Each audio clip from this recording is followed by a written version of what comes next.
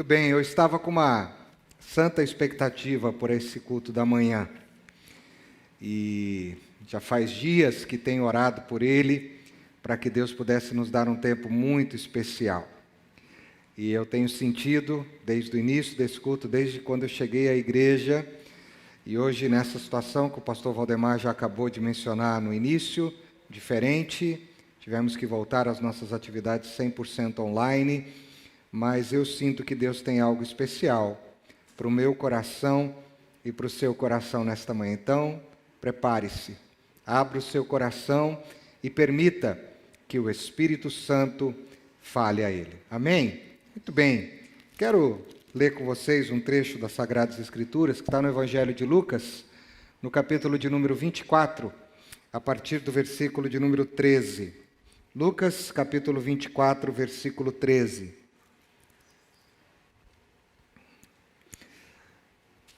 Diz assim a palavra de Deus nesse texto. Naquele mesmo dia, 2 deles estavam indo para um povoado chamado Emaús, a 11 quilômetros de Jerusalém. No caminho, conversavam a respeito de tudo o que havia acontecido. Enquanto conversavam e discutiam, o próprio Jesus se aproximou e começou a caminhar com eles, mas os olhos deles foram impedidos de reconhecê-lo. Ele lhes perguntou: sobre o que vocês estão discutindo enquanto caminham? Eles pararam, com os rostos entristecidos. Um deles, chamado Cleopas, perguntou-lhe: você é o único visitante em Jerusalém que não sabe das coisas que ali aconteceram nesses dias? Que coisas? Perguntou ele. O que aconteceu com Jesus de Nazaré? Responderam eles. Ele era um profeta poderoso em palavras, em obras diante de Deus e diante de todo o povo. Os chefes dos sacerdotes e as nossas autoridades o entregaram para ser condenado à morte e o crucificaram. E nós esperávamos que era ele que ia trazer a redenção a Israel. E hoje é o 3º dia desde que tudo isso aconteceu. Algumas mulheres entre nós deram um susto hoje, foram de manhã bem cedo ao sepulcro e não acharam o corpo dele. Voltaram e nos contaram ter tido uma visão de anjos que disseram que ele está vivo. Alguns de nossos companheiros foram ao sepulcro e encontraram tudo exatamente como as mulheres tinham dito, mas não o viram. Ele lhes disse: como vocês custam entender e como demoram a crer em tudo que os profetas falaram? Não devia o Cristo sofrer estas coisas para entrar na sua glória? E começando por Moisés e todos os profetas, explicou-lhes o que constava a respeito dele em todas as Escrituras. Ao se aproximarem do povoado para o qual estavam indo, Jesus fez como quem ia mais adiante. Mas eles insistiram muito com ele: fique conosco, pois a noite já vem e o dia já está quase findando. Então ele entrou para ficar com eles. Quando estava à mesa com eles, tomou o pão, deu graças, partiu e o deu a eles. Então, os olhos deles foram abertos e o reconheceram. E ele desapareceu da vista deles. Perguntaram-se um ao outro: não estava queimando o nosso coração enquanto ele nos falava no caminho e nos expunha as Escrituras? Levantaram-se e voltaram imediatamente para Jerusalém. Ali encontraram os 11 e os que estavam com eles reunidos, que diziam: é verdade, o Senhor ressuscitou e apareceu a Simão. Então os 2 contaram o que tinha acontecido no caminho e como Jesus fora reconhecido por eles quando partia o pão. Eu gosto muito desse texto. Aliás, o capítulo 24 de Lucas é um capítulo bastante provocativo. E é o capítulo que fala da ressurreição. É lindo esse capítulo porque revela a ressurreição, revela as aparições de Jesus aos seus discípulos, aos 11, às mulheres, e Jesus vai aparecendo. Mas olhando para esse capítulo, eu sempre fico intrigado com um contraste que acontece aqui, que mexe muito comigo. E é o contraste que a gente pode chamar entre a expectativa e a realidade. O contraste entre a expectativa e a realidade. E eu tenho aprendido que o que eu penso sobre Deus define o meu padrão de expectativa em relação a Ele. O que eu penso sobre Deus, o que eu conheço sobre Deus, define o meu padrão de expectativa em relação a Ele. Se tem uma coisa que eu e você não queremos e temos muita dificuldade de lidar, é com expectativas frustradas. É verdade ou não é?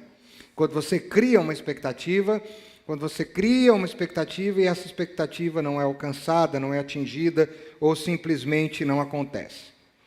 Esse capítulo 24 é interessante porque depois de toda aquela euforia, depois daquele mix de crédito e descrédito, ele apareceu, ele não está mais ali, aonde ele está, as mulheres viram o anjo, não viram, foram para o sepulcro, alguns acreditam, alguns acham que eles estão loucos, alguns acham coisas diferentes, outros acreditam, está um mix de euforia no ar, de emoções. Existe dentro do grupo daqueles que seguem a Jesus, aqueles que de fato acreditam na ressurreição e se enchem de alegria. De fato, eles acreditam. Dizem, ele ressuscitou. E eles se enchem de alegria. Mas também há, dentro do grupo dos seguidores de Jesus, aqueles que não acreditam na ressurreição, e eles estão totalmente desiludidos, eles estão frustrados, eles estão numa crise profunda de fé, porque já é amanhã do terceiro dia, e aos olhos deles, porque eles não viram, nada aconteceu de novo. Então, tudo aquilo que Jesus falou, toda aquela esperança que havia, toda aquela expectativa para o terceiro dia, na cabeça destes, não condizia com a realidade. Para alguns, a expectativa se tornou realidade. Para outros, a expectativa não se tornou a realidade. E essa é a grande verdade sobre os discípulos de Jesus, sobre os seguidores de Jesus, sobre os talmidins de Jesus. Essa é a grande verdade. E qual é a verdade? No meio destes que seguem a Jesus, existem aqueles que caminham fortalecidos na fé, acreditando na obra de Deus, acreditando naquilo que Deus faz, acreditando na ressurreição e no poder da ressurreição de Jesus na nossa vida, e ficam motivados. Mas há outros que não estão assim, que estão tristes, que estão desmotivados, que estão desiludidos, que estão no meio dos seguidores de Jesus, mas estão com as suas expectativas decepcionadas, frustradas, diante daquilo que eles esperariam. É verdade ou não é? Há aqueles que correm para o sepulcro, que saem correndo para o sepulcro, como alguns fizeram depois que as mulheres deram aquele relato, para ver de fato o que havia acontecido.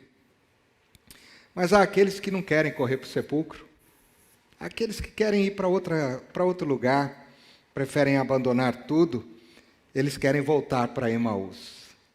E aí vem o tema da nossa mensagem nessa manhã, que é uma pergunta. E você, quer voltar para Emaús? Quer voltar para Emaús? E é exatamente quando a gente se sente enfraquecido, quando nós temos o desejo de voltar para Emaús, e é isso que acontece nesse texto, que Jesus se aproxima e começa a ministrar aos nossos corações frustrados, decepcionados, enfraquecidos, desiludidos. Essa passagem fala de algo maravilhoso, que é a ministração do Cordeiro na frustração do homem. A ministração do Cordeiro ressurreto, a frustração do ser humano, limitado, incrédulo. É a ministração do Cordeiro para aqueles que no meio do grupo dos que creem estão desiludidos e estão com vontade ou já estão a caminho de Emaús. E você, quer voltar para Emaús? É interessante olhar para a palavra Emaús. Literalmente, essa palavra significa casa de banhos quentes. Provavelmente, Emaús era uma região de águas termais, onde as pessoas iam, um pequeno vilarejo, um pequeno povoado, onde as pessoas iam lá para fazer uso dessas propriedades especiais das águas e poder se banhar. Eu já estive em lugares assim, pequenas cidades pequenininhas, onde havia água quente e muita gente vai para lá para poder se banhar. Mas tem uma outra informação a respeito desse nome que é muito interessante. Emaús também pode ser interpretado, e isso foi construído depois dessa experiência, e os judeus, quando leem esse texto, eles olham para essa palavra e para esse povoado com esse significado novo, que não é casa de banho, que seria a tradução literal, mas é casa de desorientação. É aquele lugar onde os desorientados, os discípulos desiludidos e ficaram desorientados porque as coisas não aconteceram como eles esperavam, decidem ir. Lugar incerto, lugar de desorientação. Agora, vamos pensar nesse dia, né? Como pode haver gente que nesse dia está desse jeito? Porque não é um dia qualquer. Como eu disse, o capítulo 24 de Lucas é o capítulo da ressurreição. Não é um dia qualquer, é o dia em que a ressurreição aconteceu. Foi o grandioso dia da história da humanidade. Foi o dia em que a morte foi vencida por um homem que se fez carne e habitou entre nós e viveu a vontade do Pai até as últimas consequências. Este homem que morreu por amor e foi sacrificado por amor, ressurgiu ao terceiro dia, é o grande dia da história, é o grande dia da redenção.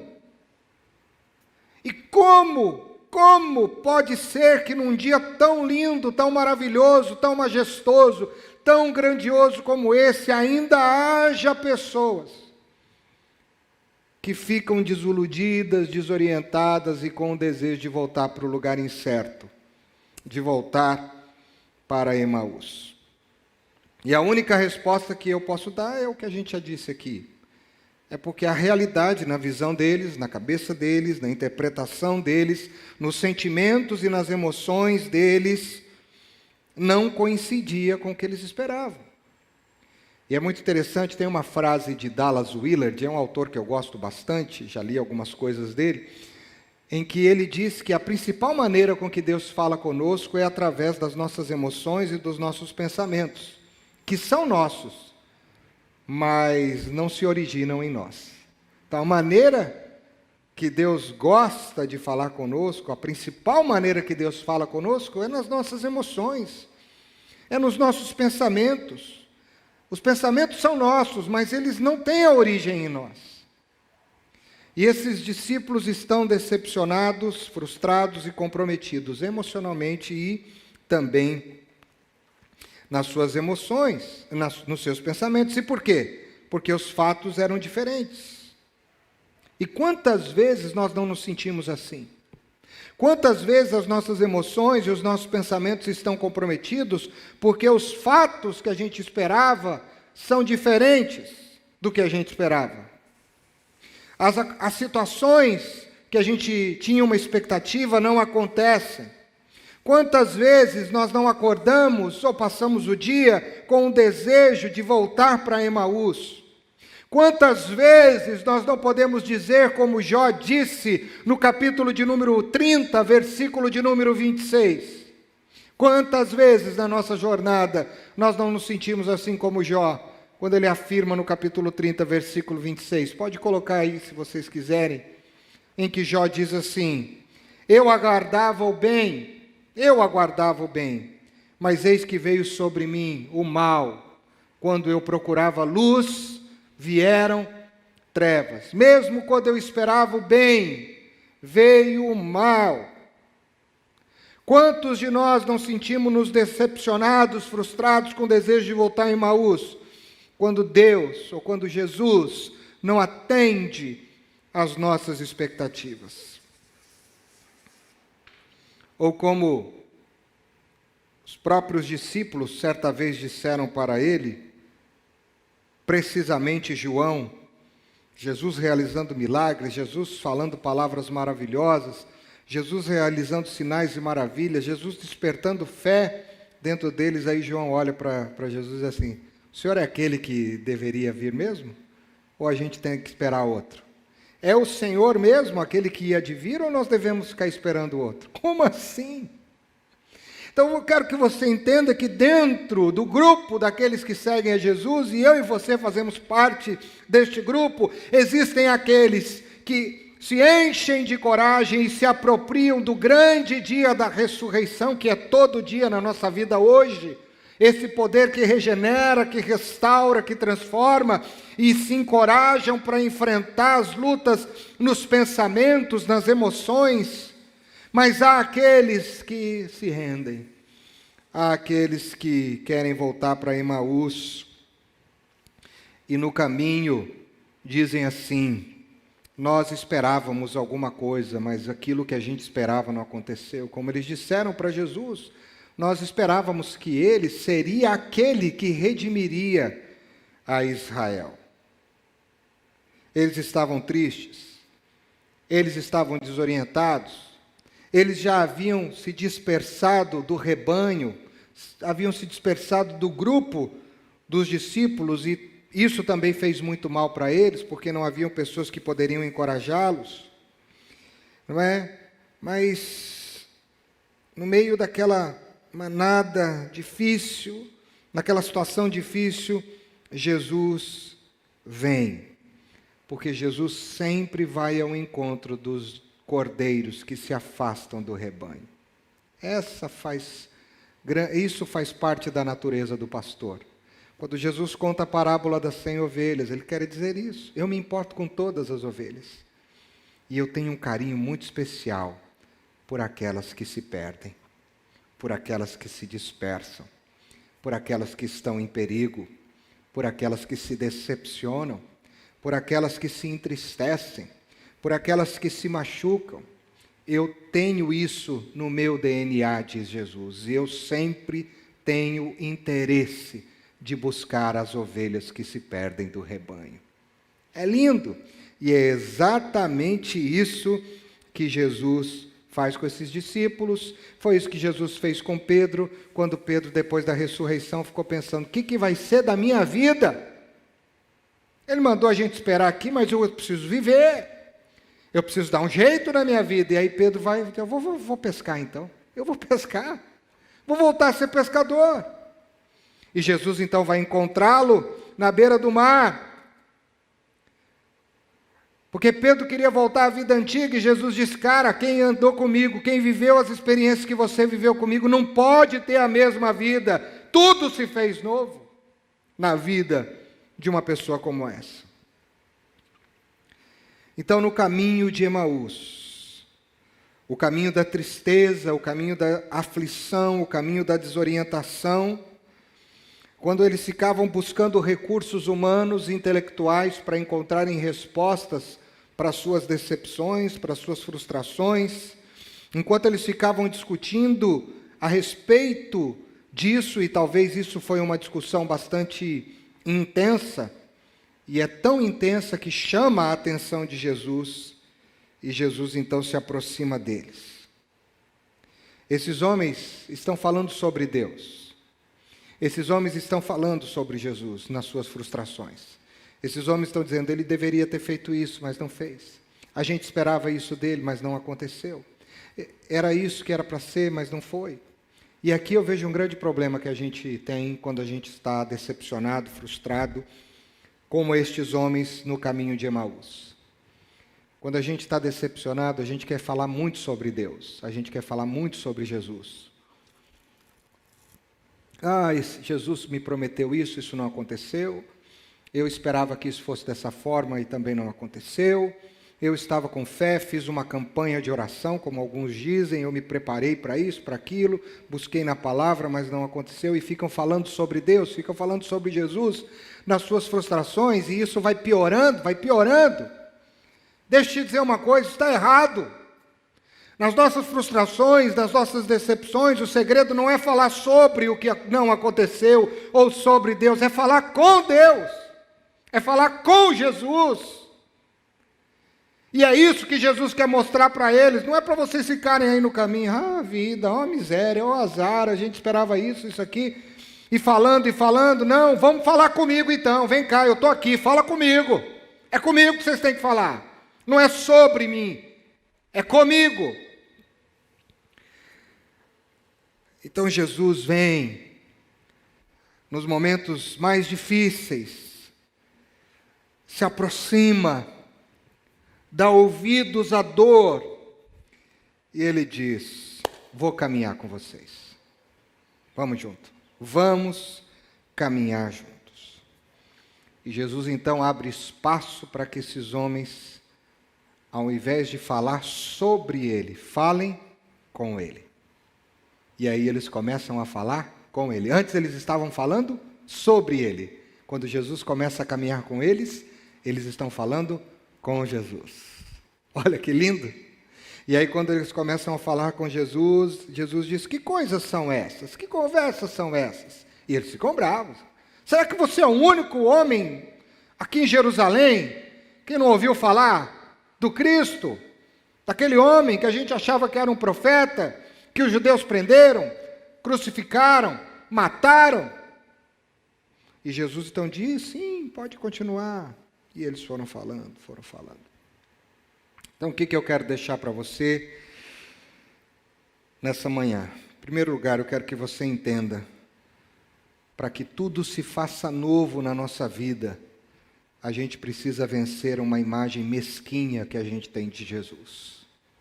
Tem muito discípulo no meio do rebanho que tem uma imagem mesquinha, pequena, medíocre de Jesus.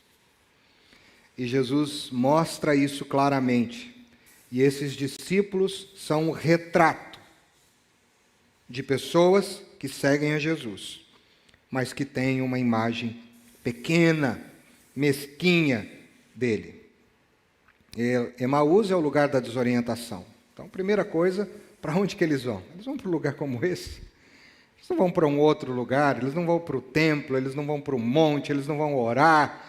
Eles vão para o lugar incerto, eles vão para o lugar de banho, eles vão lá para o lugar da desorientação. Visão mesquinha. Não, nada aconteceu, a vida acabou, vamos embora.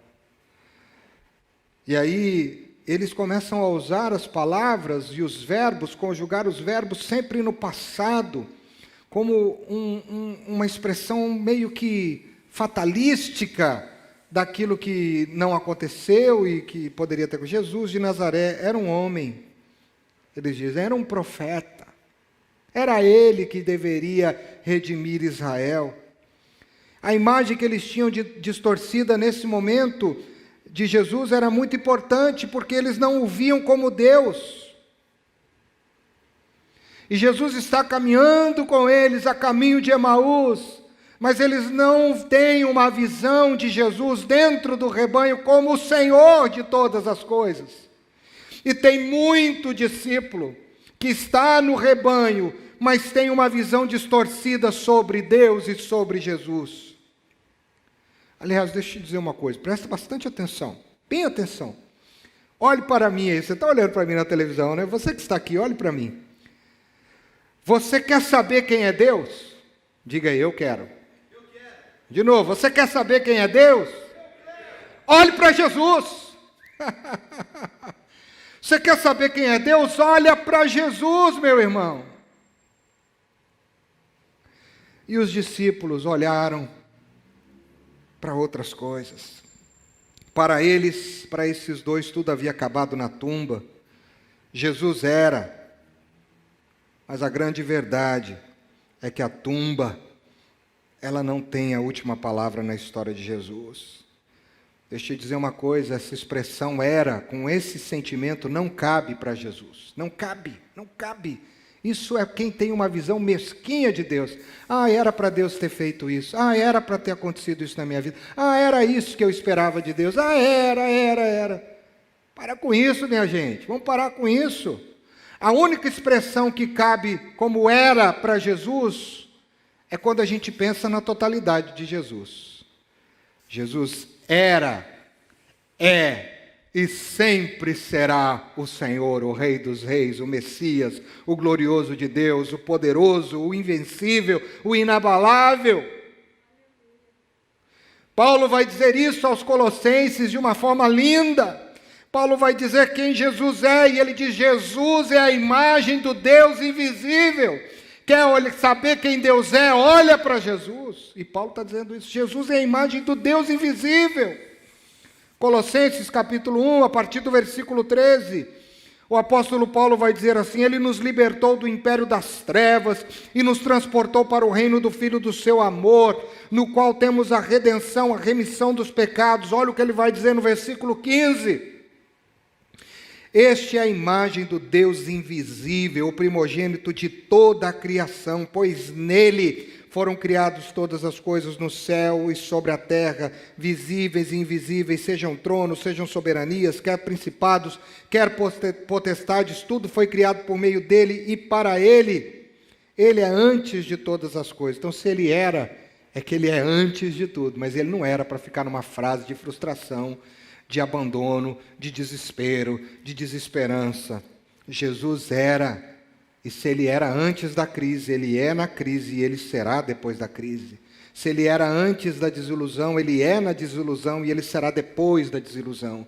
Se ele era antes da expectativa frustrada, ele é na expectativa frustrada e ele será depois da expectativa frustrada. Aleluia!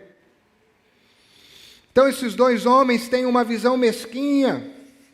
Eles estavam com uma imagem pequena sobre Deus. Eles estavam com uma imagem pequena e Jesus então andando com eles.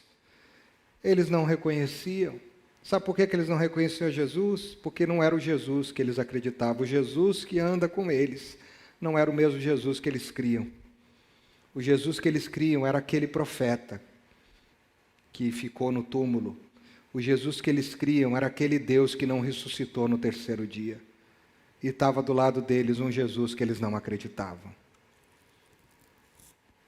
Quantos discípulos caminham com Jesus, mas muitas vezes podem estar acreditando num outro Jesus. Um Jesus fraco. Um Jesus limitado. Um Jesus que fica muito nas minhas argumentações frustradas. Eles não reconheciam. Eles estavam incrédulos. Eles estavam sem força para crer. As mulheres já haviam dito para eles: ele vive. Os que saíram correndo desesperados para o sepulcro, foram lá e viram o sepulcro vazio e disseram: ele vive. Mas eles não acreditaram. E aí aqui Jesus tem algo maravilhoso. Jesus diz: vocês vão me conhecer então. Vamos desconstruir esse Jesus que vocês creem e vamos construir um novo Jesus. Vamos fazer tudo novo? Vamos. E aí então Jesus começa a andar com eles.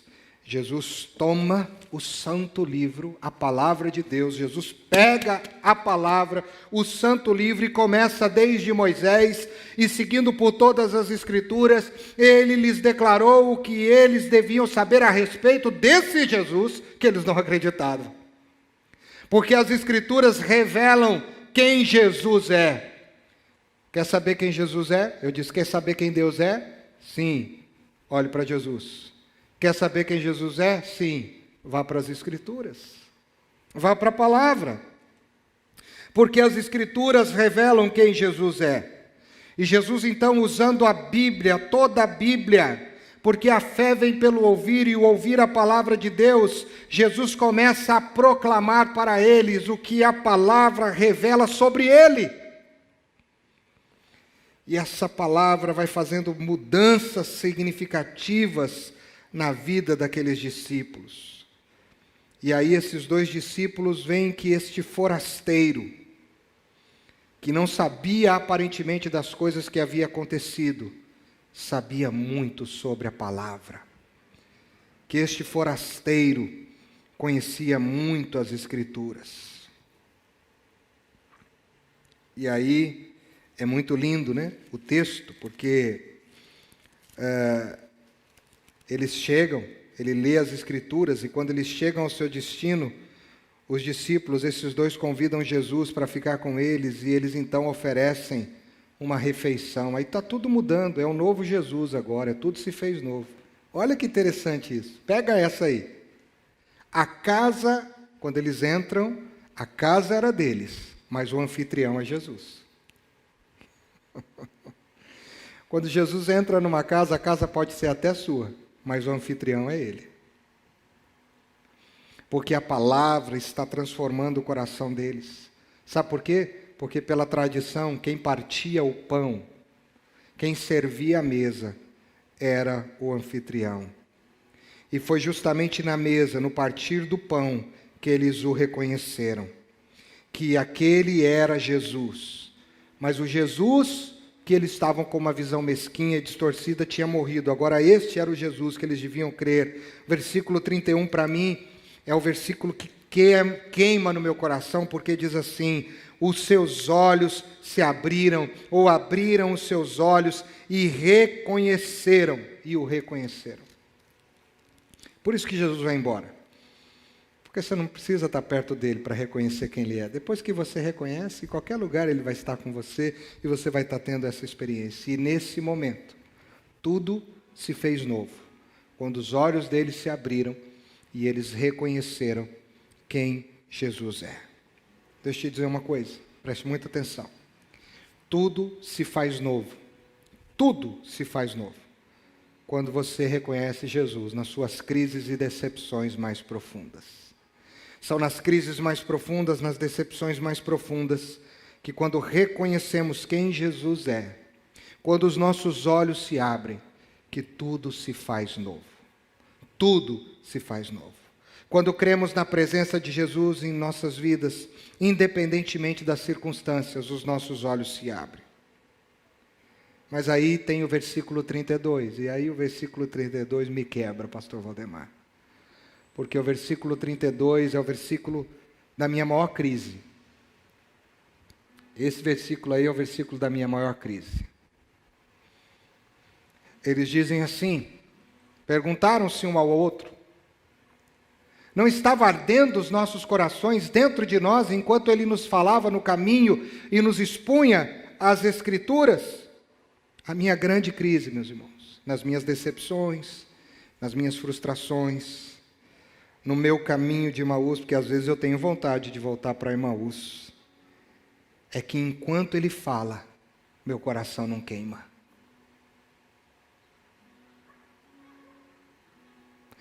E tem muito discípulo que está ouvindo Jesus falar, mas o coração não está queimando. E aí eles dizem assim: nosso coração queimava. O coração queimava. Deixa eu te fazer uma pergunta: o seu coração queima hoje quando você vai para as Escrituras? O seu coração queima hoje quando você está na presença do Pai em oração? O seu coração queima na presença do Pai e nas promessas dEle diante das suas frustrações e decepções mais intensas? O queimar significa purificar. O queimar significa vida, arder, calor. E Jesus quer que o nosso coração queime de amor, queime pela presença dEle, queime de confiança pelas promessas, na nossa jornada, muitas vezes, rumo ao nosso Emaús. Sabe o que Jesus estava fazendo quando Jesus estava queimando? O Espírito me revelou isso nessa manhã. O Espírito me diz que enquanto eles dizem que o coração queimava, o que o Espírito me disse é que Jesus estava queimando, porque Jesus estava tirando deles uma fé num Jesus fraco. Enquanto o coração deles queimava, Jesus estava tirando a fé deles num Deus fraco, e purificando a fé, o coração, e enchendo aqueles homens de vida. Jesus implantou pelo fogo da tua palavra um Cristo novo. Jesus estava tirando deles um Jesus fraco. Porque se você está nessa jornada e você se sente desesperado, com vontade de voltar a Emaús, porque algumas coisas não estão acontecendo na tua vida, desculpa, você acredita no Jesus fraco. E aí que vem a minha maior crise do versículo 32. O coração precisa queimar. Arder. Arder. Essa palavra arder tem a ver com fogo, queimar. E aí eles não ouviam mesmo. Mas aí na mesa eles o reconhecem. Na mesa Jesus mostra para eles alguém que eles não conheciam. E aí vem uma outra coisa linda, né? Enquanto ele nos falava, você tem reconhecido a voz daquele que fala com você? A voz que queima, enquanto ele nos falava. E esta voz é a voz mais poderosa. O salmista vai dizer que a voz do Senhor quebra o cedro e despedaça o cedro, a voz. Tudo se faz novo quando eles reconhecem a voz. Quando eles encontram o poder da voz daquele que fala palavras que queimam, que ardem, que purificam, que transformam, que restauram, que fazem nova todas as coisas. E aí vem o versículo 33. Eles dizem, nós não queremos mais ficar em Emaús. Não faz sentido ficar mais aqui. Nossos corações queimam. Nossos corações ardem. Os nossos olhos se abriram. Para que ficar no lugar incerto? Para que ficar no lugar do abandono, da fuga, do isolamento? Não! O que acontece no versículo 33? Vai para o versículo 33, por favor. Depois de uma semana, eles decidiram voltar para Jerusalém. Um mês depois, 3 horas depois, o que diz o texto? Imediatamente eles voltaram, porque é em Jerusalém que Jesus disse que eles tinham que ficar. É em Jerusalém que a promessa do Espírito ia acontecer. Era em Jerusalém que eles iam vê-lo subindo aos céus. Era em Jerusalém que eles iam poder tocar nas suas mãos machucadas pelas marcas de amor. Era em Jerusalém que eles iam poder olhar nos seus olhos. Era em Jerusalém que eles iam poder encontrar o abraço dos 11 que estavam reunidos, também na mesma expectativa, sendo transformados. Era em Jerusalém que tudo ia se fazer novo na vida deles. E eles voltam. E eles pregam. E eles dizem, Jesus ressuscitou. Não faz mais sentido ficar em silêncio. Não faz mais sentido ficar resmungando. O partir do pão, eles disseram, no partir do pão, nós reconhecemos quem Ele é. E jogamos fora uma imagem que a gente tinha de quem Ele era. No partir do pão, nós reconhecemos quem Ele é. E jogamos fora uma imagem de quem Ele era. E nesse momento, os seus olhos se abrem. Porque quando você reconhece a voz de Jesus, você reconhece quem Ele é.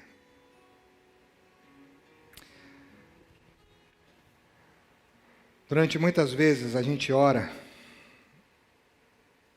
durante muitas vezes a gente pede as coisas, mas a gente caminha como derrotado, afogados nas nossas mágoas. Mas Jesus se aproxima. Ele vem, porque Ele se importa. Ele ouve, Ele já sabe, mas Ele diz, fala mais. E aí a gente expõe. Ele diz, é só isso? E a gente diz, não, tem mais. E Ele diz, mas não tem problema, eu vou caminhar, eu tenho tempo, tenho disposição, tenho energia, vamos caminhar juntos. E aí Ele vai caminhando. Vai caminhando, vai caminhando, vai caminhando. E aí Ele diz, aqui é a tua casa. Você diz, aqui é minha casa. Aqui é o lugar que você está, aqui é o lugar.